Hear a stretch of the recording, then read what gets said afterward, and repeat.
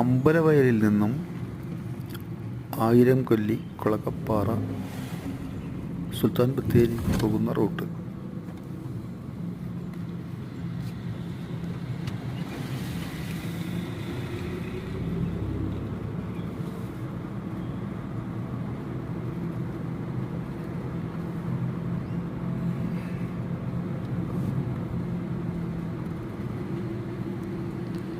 ഈ റൂട്ടിലൂടെ പോകുമ്പോൾ നിങ്ങൾക്ക് ധാരാളം പാറ മടകളും മലനിരകളും ഹെയർപിൻ വളവുകളും ഒക്കെ കാണാവുന്നതാണ്.